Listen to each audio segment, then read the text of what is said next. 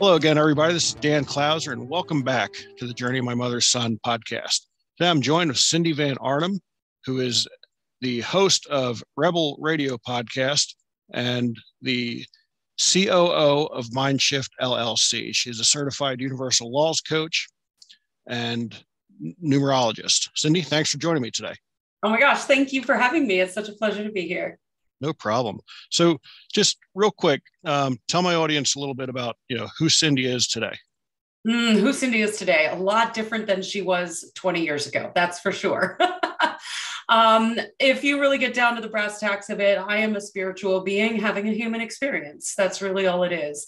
But I am passionate about helping healers, coaches, spiritual teachers, those of us who are out there trying to make the world a better place. I'm passionate about supporting those people in going from a life of survival to thrival. I love that. I love that. Let's talk about that a little bit. So, how long were you in survival mode? What did it take to get you to thrival mode? And where is thrival mode today? Give me a little of that background. Yeah, absolutely. So, it really starts from my childhood, which most people's stories do. I had a really happy childhood until I was 16 and my whole life fell apart. My dad passed away suddenly. He was one of the healthiest people that we knew, and he died of a heart attack on the spot. And in that moment, I made a decision that the universe did not have my back and that everything and everyone would abandon me. And so through a series of poor decisions, you name the bad decisions, Cindy made it. Cocaine addictions, abusive relationships. I just went down this rabbit hole of self-abuse. And throughout all of that, I was constantly seeking. I was always trying to figure out who I was. I was fascinated with religious texts. I read the Bible front to back, the Quran front to back. I was constantly looking for the answer, like, who are we? And in 2016, after going through multiple personal development courses and all the things, I've studied and probably purchased more courses than most people on this planet. And I met a woman named Joy Kingsborough, and she was speaking in numbers, and she was talking about numerology. I had no experience with meditation or any of the quote unquote woo-woo world. That's what I called it at the time. But there was something about what she was talking about that landed for me, because she was able to bridge the science and the spirituality. She has a way of helping your mind make sense of the things that are in the unseen world. So I started working with her in 2018. Literally, just take my money. I will do everything that you tell me to do. And it changed my entire life. I took a course called Mastering the BrainGAME. I received a numerology blueprint for myself that really just showed me the essence of who I was and what was possible in my life. At the time, I was working as a virtual assistant, burning the candle at both ends. I was working 7 days a week, 15-hour days. My relationships were falling apart. I was in adrenal fatigue. I was literally killing myself trying to pay the bills. I was living PayPal to PayPal, is what they call it in the entrepreneurial space. And after I got a blueprint from her and went through this course called Mastering the BrainGAME, everything changed. And I remember she said the words to me, if you just meditated more, you'd make more money. And at the time I thought, what? That doesn't make any sense. I'm just going to go and sit on the patio and meditate and more money comes in. But I also thought, what have I got to lose? Because in this moment, I'm not doing well. So I made a commitment to myself to start doing that, and everything shifted for me. And so I became obsessed with the numbers, with emotional mastery, and with universal laws, because when we understand how the universe works, we then understand how we work, and life gets really easy. So I went from the PayPal to PayPal, borrowing money from the bank of mom, to within less than 2 years, having my first $20,000 month, 3 months later, a $40,000 month, and 3 months after that, becoming the COO of Joy Kingsborough's company. That's very cool. Yeah. So, and again, it's kind of going against the grain of what society tells us to do, because society does say, work the 15-hour day, grind. What did it take to really make that shift, to get out of that grind? Yeah, well, let's say I still catch myself trying to grind sometimes because it's a mental patterning, right? We pick up these beliefs when we're kids. I was born on a farm. Work ethic was the number one value as I was growing up. We're taught to be producers, but we're human beings, not human doings. And so it's a daily commitment to myself to just constantly be checking in. What's my emotional state right now? Am I tired? Maybe I need a break, and constantly making space for inspiration. When we're sitting in front of our computers for 15 hours a day, just doing the things on the 52 million to-do lists, we're not making space for that inspiration, that divine download to come in, where that's the creative idea. That's where the flow comes in. So I check in with myself regularly. Some days are easier than others, but it's a constant, okay, well, where's my line here? How am I taking care of myself? How am I feeling? And if I'm feeling inspired, I'll sit in front of my computer for 15 hours and do the thing. But there's more space between those days now. It's not 7 days a week. Yeah. And I think, nowadays it's becoming a little bit more acceptable. People talking about work-life balance and that sort of thing. But even there, I think that terminology is a little misleading in its own right, because when you think of something balanced, you're thinking equal, 50-50.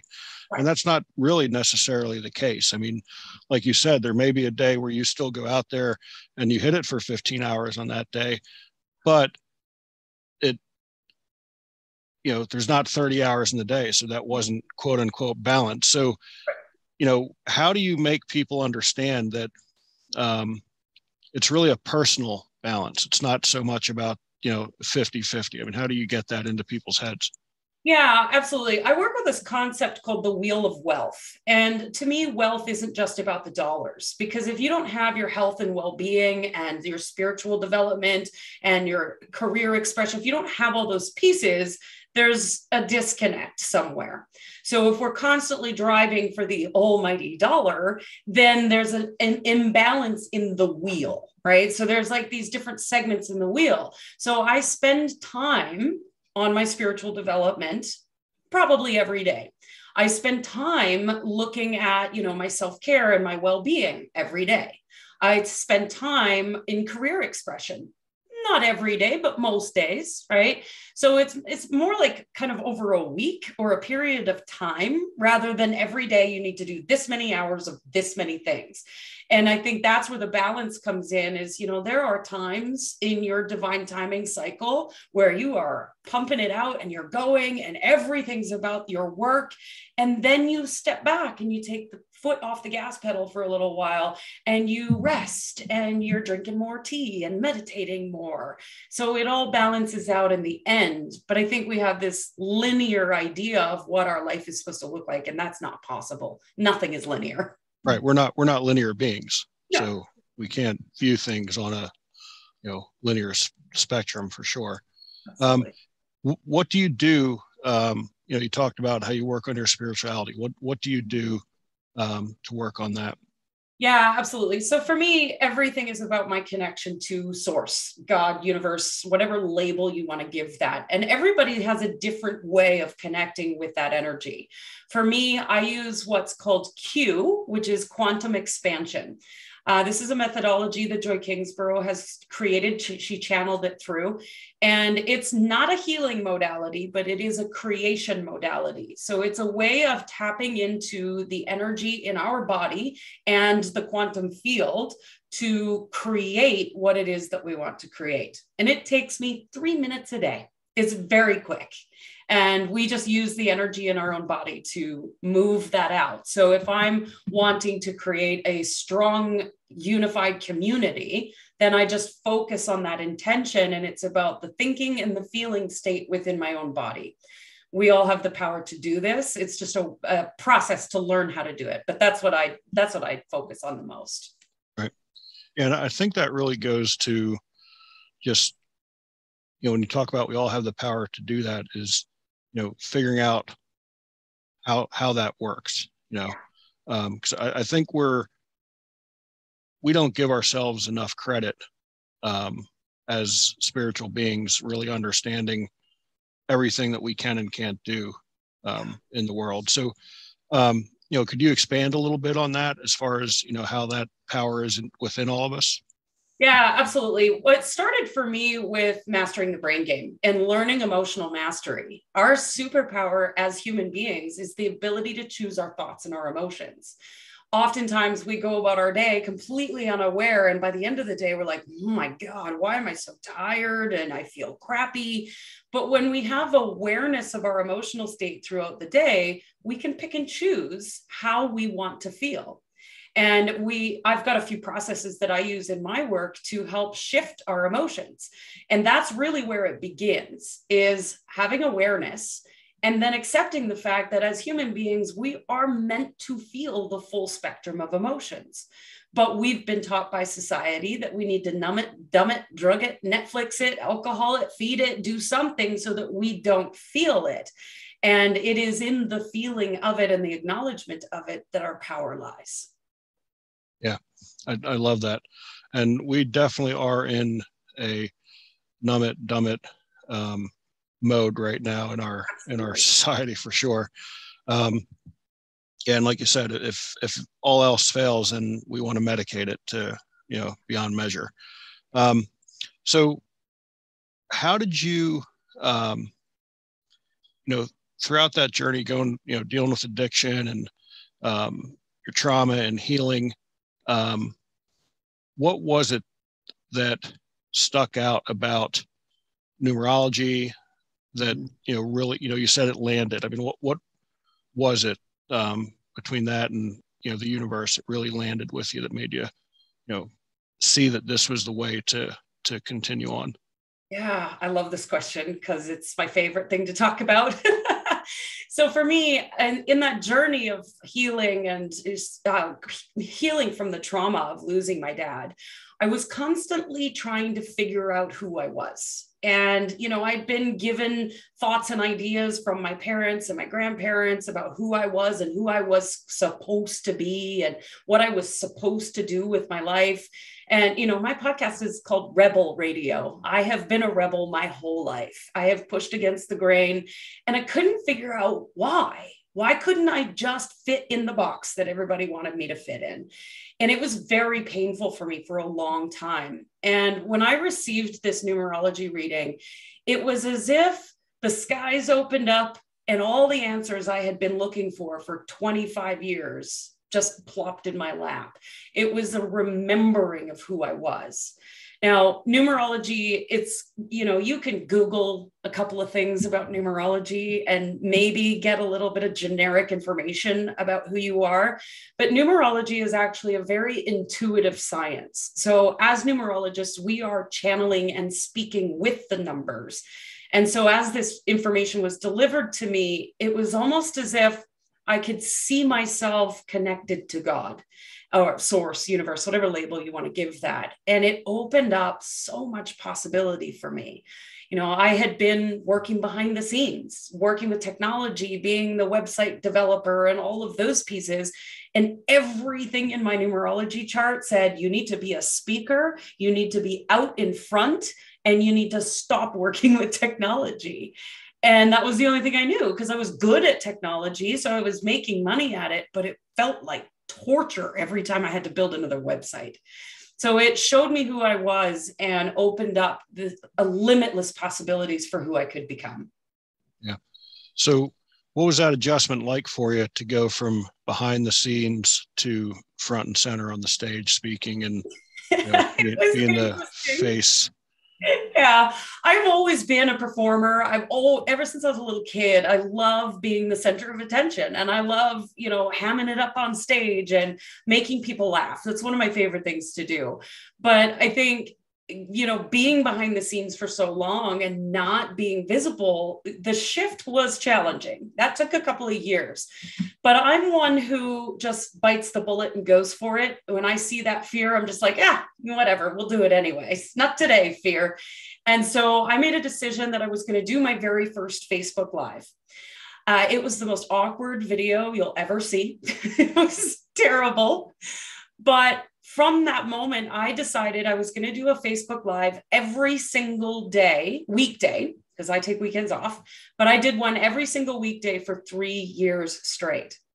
I got good at video because I practiced. I got good at speaking because I practiced. And I was willing to just be like, okay, well, if nobody shows up, crickets, oh, well, I'll just talk to the computer and pretend I'm talking to people. And I was just willing to show up for that. And I think, sometimes we see things in who we are and what's possible for us. And then we feel that fear and we go, nope, not doing it. And we shut down the possibilities that are available to us. Yeah. Really. I think, we are definitely our own worst enemy, without a doubt. We're our strongest critic. And, we're the ones who, for whatever reason will, pull the reins in as opposed to, making the leap. But see, you talked a little bit about, your podcast is Rebel Radio. And, you've always felt like a, round peg in a square hole, a rebel. Because I've often felt the same way. I've never felt in place in a lot of the settings I've been put into, so how did you become comfortable with being that rebel, with being, with understanding that it didn't matter if you fit in because that is who you were? Yeah, that takes a lot of inner work, right? And shifting a lot of those beliefs that were instilled in us when we were kids. I was told to have a strong work ethic, that you got to work hard, you got to hustle, you got to, what was the favorite phrase my dad used to say? The world is a conspiracy to separate you from your money. There's all these beliefs that are instilled in us when we're young. And between the ages of 0 and 7, our brains actually have no filter. So whatever information is given to us during that time, we just believe it. And so then it's riding in our subconscious mind. And as we get older and we start, creating families or businesses or whatever it is we're working towards, all of those beliefs are riding under the surface. So my clients always laugh. I'm a broken record. Awareness is everything. This is the thing I say over and over and over again, because if you're not aware, you can't change it. Right. So I spend a lot of time in that self-exploration. I spend a lot of time questioning my beliefs. A thought pops into my head and I'm like, oh, I wonder where that came from. I'm so curious about that. Does that serve me or doesn't it? And if it doesn't serve me, then I am sitting down and working on that belief and shifting it. Now, this takes time. It takes commitment, but it's so worth it in the end because you go from survival to thrival. No, I love that. So what is it when people are coming to you through the coaching that you have going on? How are they finding you? All over the place. Actually, not the right frame of question. What are they searching for when they find you? And do they find that they were actually searching for something different once you walk them through the process? Usually, yeah, that was the case for me. Is I thought I was trying to find the solution to making money online and instead discovered myself in this whole other world. So usually clients are coming to me because they want to build an online business. They are struggling in an online business. They've got all these modalities of Reiki and, yoga and all these modalities, and they can't figure out how to piece it all together in order to be successful online. So that's usually why people come to me, but they also come to me because they know that it's not about the strategy. The strategy only works once you know who you are. Yeah. Yeah. And you mentioned a little earlier about it's not always about making money. And I guess when a client comes to you, obviously, they're in business to make money. But again, how do they digest that concept. I mean, because I know just for myself and my wife, when we decided to sell all our stuff and, travel around the country in an RV, a lot of people thought we were completely out of our mind, but, we absolutely have zero regrets on that decision. So, and again, it's not about, oftentimes people think that we're sitting on some big pile of cash, which is the furthest thing from the truth, So I can definitely relate to the fact that, being happy and being grounded really has nothing to do with monetary wealth. I mean, I feel my wife and I are incredibly wealthy. Probably not wealthy by the world standards, but very wealthy in our life standards. So how do you kind of get them to shift that it's not all about the money, that it's much greater than that? Yeah, I love that. And, we've been programmed to go to school, get a good education, get a good job, work for 40 years, retire, get the gold watch, and then wait to die. That is not the life I signed up for. Wealth to me is living a life fully lived on your terms. So some of us want the mansion and the Ferraris and the fancy cars and the jets and all the things. And some people want to live in a cabin in the woods off the grid.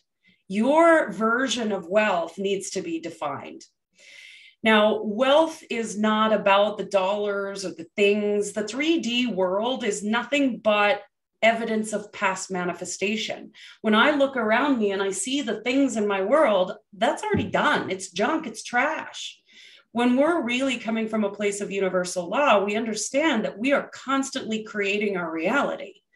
And if we create from the place of feeling wealth, of I feel wealthy, I feel lit up, I feel inspired, I feel playful, I feel full of joy, I feel fired up, I feel excited, then we start creating a reality that reflects that back to us.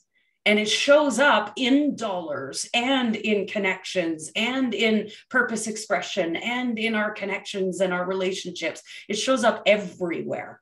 So wealth is this multifaceted feeling state. It's not about the dollars in the bank account, but the dollars in the bank account matter too. But money loves to play. Money just wants to show up and play in that expression of who we are. So if you're, I always refer to our relationship with money the same as your relationship with your significant other. If you were to, your wife comes home and all you're doing is sitting at the table, pouting and complaining, and then you tell her, well, you need to empty the dishwasher and you need to do this and this, and I can't believe you did that. She's not going to want to stick around for very long. Right. Well, it's the same thing with money. If we're trying to control our money and you need to show up for me so that I can pay my rent and I can't believe that you're not in my bank account, it's the same thing. Money's like, I don't want to play with that. But if you're bouncing around living your life to its fullest, money goes, heck yeah, I want to play. And it shows up. Yeah.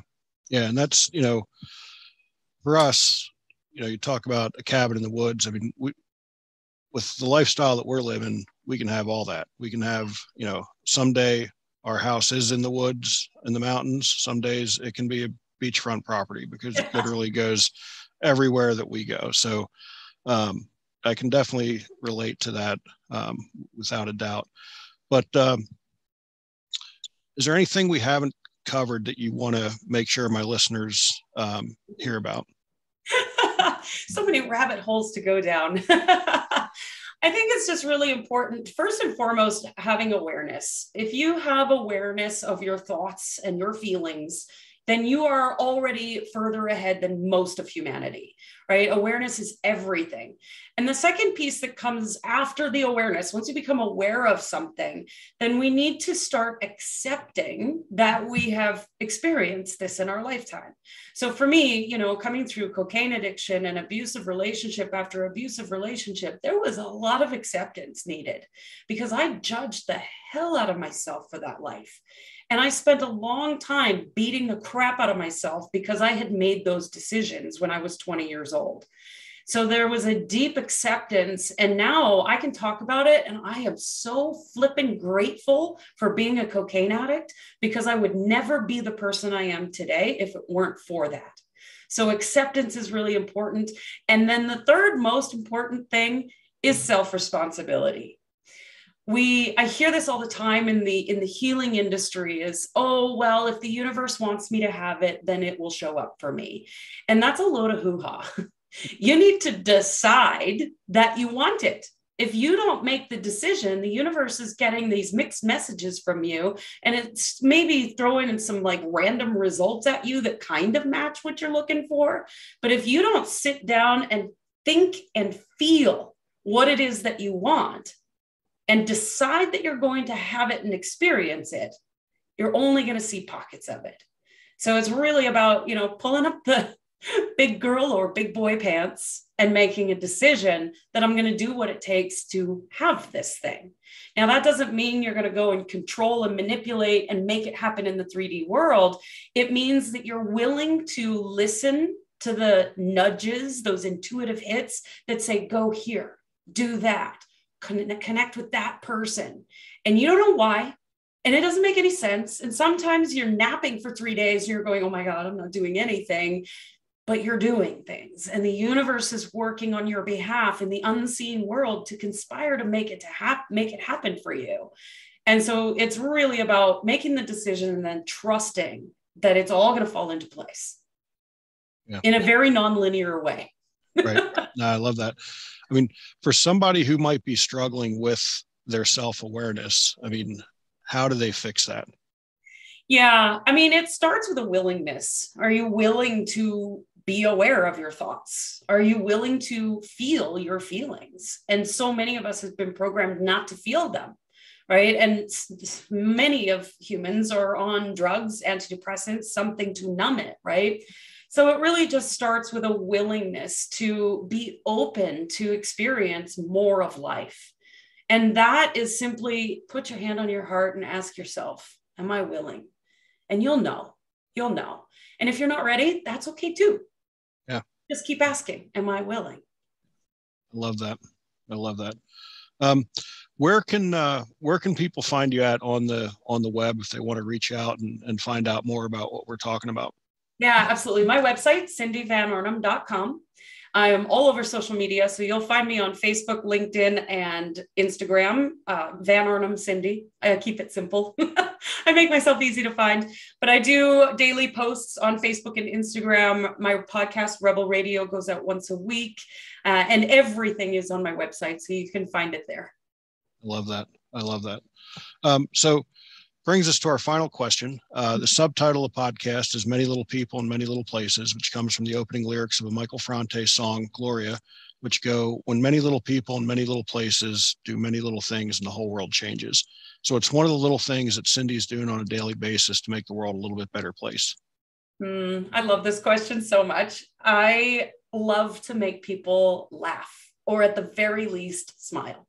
So whenever I'm out in the world, I go out of my way to even just smile at someone or do some sort of random act of kindness or, offer to open the door for them. It's just those little things. And I love that quote, it's the little things that add up to the big things. And so for me, I just go out into the world with the intention of making people smile. Yeah, I love that. And so many people have been using that answer. Just in the past month and a half, that's been probably the most common answer, is just making people smile, a smile and a wave, whatever the case is. So I think it really does, talk to, the concept of the podcast of those many little people in many little places. And again, it's a little thing, but it adds up to a big thing, because you never know what someone's going through, in that time of their life, that just that little smile does a long way for them. So I love that. And it's, I hope it's a good sign that, maybe there's a little bit of a shift going on in society, that more people are seeing that, that little smile does some big things for you, for sure. So yeah, it's when we look at the numerology of what's happening in the world during these times, we're going through a major rebirth in humanity. And we are coming into a place of unity consciousness where we understand that all things belong, that we're all connected.